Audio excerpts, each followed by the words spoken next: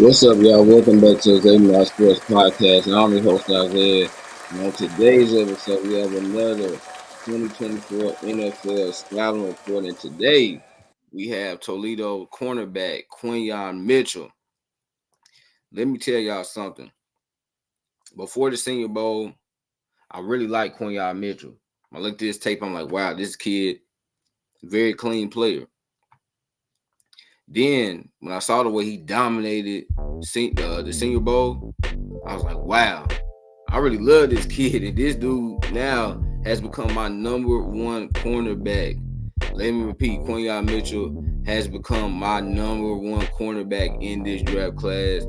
Man, this dude is very, very, very, very impressive. So, without further ado, let's get into it. So, Quinyon Mitchell, cornerback, 6 feet, 196 pounds. You look at his 2023 stats, 41 tackles, 1 interception, 18 passes broken up. Let me repeat that last part, 18 passes broken up. Incredible production. I mean, wow, 18 passes broken up. That ain't cute. Chill, son. That is a lot of PBUs.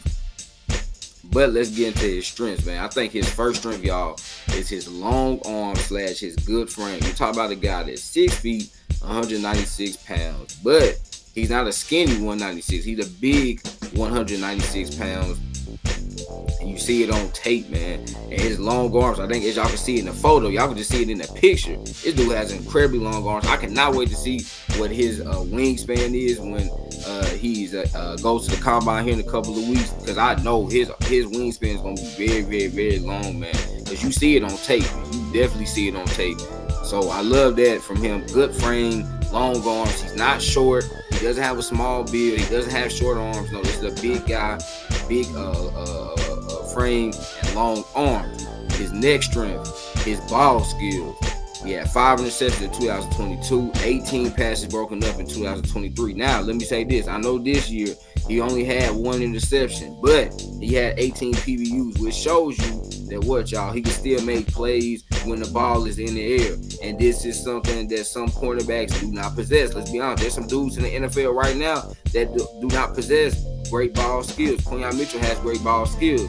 If you go back and look at his 2022 season, 2 of his 5 interceptions, he returned for touchdowns. So this is a guy, the last 2 years, y'all, had 6 interceptions, 2 return touchdowns, and 37, let me repeat, 37 passes broken up. Incredible ball skills. He knows how to make a play when the football is in the air. And like I said, this is a skill that there's some dudes in the NFL right now, they don't possess this skill.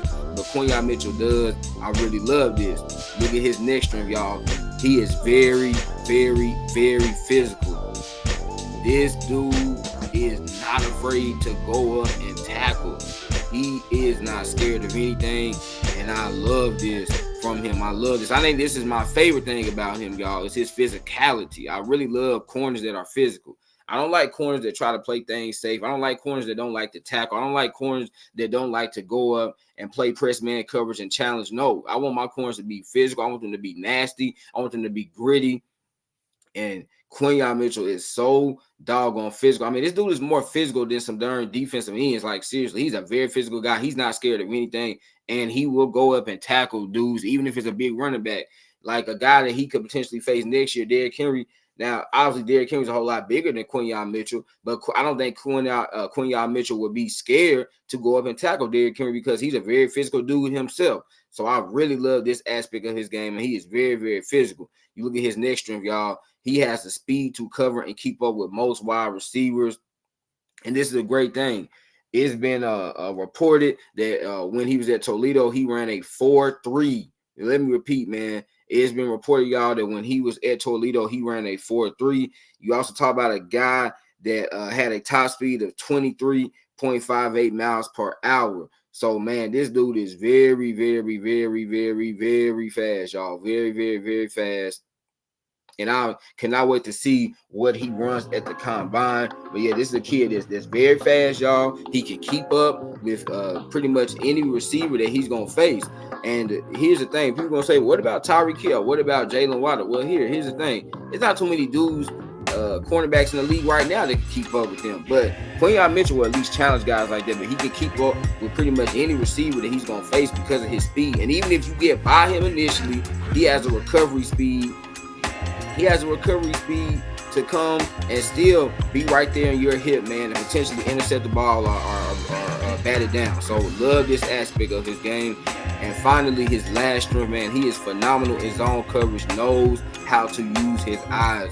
If you look at Quinyon Mitchell, y'all, pretty much a good amount of his plays, a lot of his interceptions came when he was in man coverage, or excuse me, when he was in zone coverage, when he had to sit, be patient. Because when you play zone coverage, it's a little bit different. When you play man, it's just you, right? It's mano y mano. When you play zone coverage, you got to be patient. First off, you got to rely on your other teammates to see what they're doing, but you also got to be patient yourself. You got to read the quarterback's eyes. You got to use your eyes and know when it's time to go make a play on the football. But you have to be very patient, and he's a very patient corner in zone coverage, which is an elite trait to have considering that he's so young, because there's some older guys in the NFL that don't have this patience. You know, you look at a guy, and I love him, but you look at a guy like Trayvon Diggs. I know he's still young, but you look at a guy like Trayvon Diggs, y'all, and he will bite on double moves, right? Trayvon Diggs is not patient the way Quinyon Mitchell is. Quinyon Mitchell is very patient in his own coverage. He knows how to use his eyes. He knows when it's time, okay, hey, let me go ahead and make a play on the ball. Hey, let me keep sitting, and then I'll go make a play on the ball. He knows when it's time to be aggressive, when it's time to not be aggressive. And because of this, you don't really see, he doesn't get beat on double moves or anything of that nature, because why? He's so patient, and he knows how to sit, use his eyes, look at the quarterback's eyes, and say, hey, let's go make a play on this football. He does this extremely, extremely, extremely well. So let's get into his weaknesses, y'all. Quinyon Mitchell, he can be slow to come out of his breaks. And this is a weakness. I'm not going to say it's a big weakness, but it's definitely a weakness. And I was surprised when I saw this on tape, because you're talking about a dude that, like I told y'all, he it's been reported that he ran a 4.3 while he was in college at Toledo. So you like, he should be able to get out his breaks pretty quickly, but he doesn't. His hips can get stiff at times, and it really can lock him up. And that's how really guys can get it by him, right? Because it's Quinyon Mitchell, the kind of player that he is, y'all, it's going to be hard to just really get by this dude. But man, when it comes to coming out of his breaks, y'all, that's where this kid really can struggle at. Like I said, his hips can get stiff on him. And when that happens, I mean, you know, it's done. The play is over with. The receiver is going past him. Again, this is something that surprised me considering how fast he is. I thought he would be like quicker to come out of his breaks, but he definitely can be slow to come out of his breaks, which again, this is a problem. It's something that can be corrected, but it's definitely a problem right now. And then to me, his second and last weakness, and this might not be a weakness to some of y'all, but it's the competition. Now, let me say this. Did he play against elite competition? I mean, of course not. But did he play against horrible competition? No, he didn't. No, he didn't. And I know some people out there have been saying, oh, Quinyon Mitchell did not play against good competition. He played in the MAC conference. He didn't play against good competition. Well, let me tell you this. In 2022, y'all, he went up against Marvin Harrison Jr., right? They played Ohio State. Obviously, they got destroyed. But, hey, they went up against Marvin Harrison Jr. Also in 2022, he went against San Diego State, a decent team in the Mountain West Conference. You look at this year, right? Because I know a lot of people going to bring up. I know, I've heard it. Some people already bringing up the competition. Well, this year, he played against Illinois, right? Not only that, y'all, the MAC Conference this year had two other teams that won 10-plus games. You had Miami of Ohio, and then you had Ohio. So it's not like this dude was playing against a bunch of just no-name guys. He did play against some solid competition. And my thing is this, is do you dominate against the guys that you're going up against, regardless of the conference you play in, regardless of the competition? Do you dominate? Because we've seen guys, we've seen a ton of guys, man, they play in smaller conferences, but they don't really dominate. Quinyon Mitchell has dominated. The last 2 years, he has dominated. So I get why some people, and that's why I put competition on here as a weakness, but I put it as a question mark. Competition? Because are we sure that's really a true weakness, considering he did in 2022, he did go up against Ohio State, and he did go up against San Diego State, and then this year he went up against Illinois, and also, like I said, the MAC conference had 2 other teams win 10 plus games. So are we sure the competition is a huge weakness? But I did put it on here as a weakness. I did, because I can understand where people are coming from, but I don't think it's as big of a weakness as some people think it is. Okay, I've heard some people say, man, Quinyon Mitchell that play against anybody. So how in the world can this dude translate and become an elite corner at the next level? And I would push back and just tell you, put on the tape and watch this dude dominate against anybody he went against. And to me, that's what matters. It's like back in the day when you had, when the MAC conference was at its best, you had guys like Chad Pennington, Byron Leftwich, Randy Moss. Look at Randy Moss. Byron Leftwich and Chad Pennington, they were, okay. They had some solid moments in the NFL. But Randy Moss is one of the greatest receivers of all time. He went to Marshall. Okay? He went to Marshall. But that just goes to show you, y'all. Okay, Quinyon Mitchell did not play against elite competition the way a dude like, say, Terrion Arnold did. But Terrion Arnold played at Alabama. Of course, when you play at a school like Alabama, playing in a conference like the SEC, you're going to go against elite competition. But at the same time, the competition that Quinyon Mitchell did go against, y'all, he absolutely dominated them. That's why I have this dude as the number 1 corner back in this year's class. So let's get into his pro comparison, his prospect grade, and the conclusion. So I thought long and hard about this. I was like, man, who does Quinyon Mitchell remind me of? And y'all, the guy that he reminds me of the most is none other than Mr. Darius Slay, who's been one of the best cornerbacks for the last decade. As we know, Darius Slay, man, 6-time Pro Bowler, first team All-Pro. I think Quinyon Mitchell, he is very similar to Darius Slay, man. Darius Slay, y'all, makes so many plays on the ball. Darius Slay has had 4 seasons, y'all, of 15 or more passes broken up.